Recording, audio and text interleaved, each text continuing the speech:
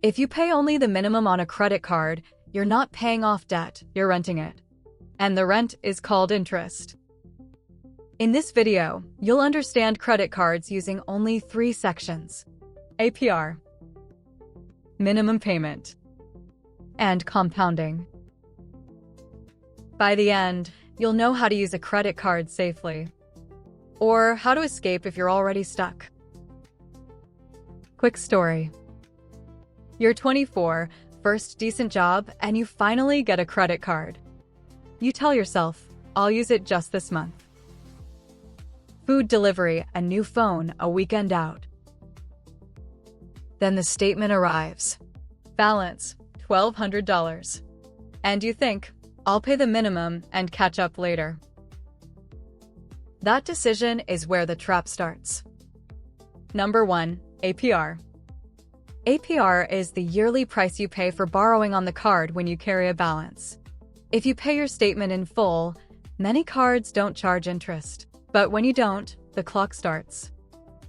APR sounds abstract, so let's make it real. A common APR is around 24%. That's roughly about 2% per month. So if you carry $1,000, interest can be around $20 a month. And that's before you reduce the actual debt. So the first safe rule is simple: never carry a balance if you can avoid it. Treat a credit card like a debit card. A credit card is for paying, not borrowing. Don't buy it unless you could cover it today. Now, sometimes people need a card for emergencies. That's fine, but you still need a plan to pay it off fast. High APR means the longer you take to pay it back, the more money you lose to interest. So remember, APR is the price of time. The longer you wait, the more you pay. Okay, number 2 is where people get fooled. Number 2, minimum payment. Minimum payment is not the recommended payment. It's the minimum to keep the account open and avoid penalties. And it's designed to make the debt last. Here's the hidden mechanics. When you make a payment, interest takes its cut first. So the balance drops slowly, which means next month you're charged interest on almost the same number again. That's why people feel like they're paying forever. Minimum payments create a false sense of control. Because the minimum is small, you think, I can handle this. But the debt is still big. And while you wait, interest keeps charging you rent. So here's a practical rule. If you're carrying a balance, the minimum payment is basically a warning light. It means your plan is too slow. You need to pay more than the minimum.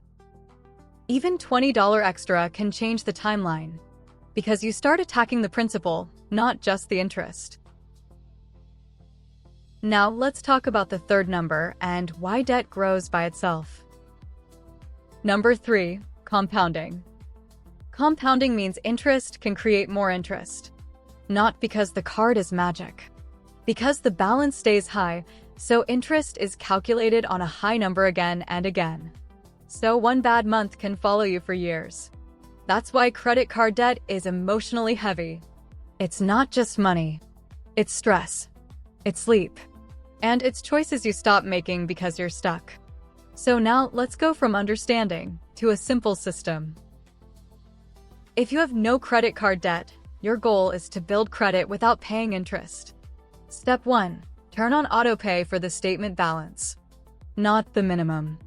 Step 2. Use the card only for planned spending like groceries. Step 3. Keep your spending below what you can pay this month. That's it. If you already have credit card debt, your first move is to stop digging. Stop using the card for now. Second, pick a payoff method. Snowball means smallest balance first for motivation. Avalanche means highest APR first to save the most money. Third, set a fixed payment you can repeat every month. And every time you get extra money, throw it at the debt. Now you know the 3 numbers: APR, minimum payment, and compounding. Next video, investing for beginners, how to start with a simple plan. Click now and subscribe for one money skill every week.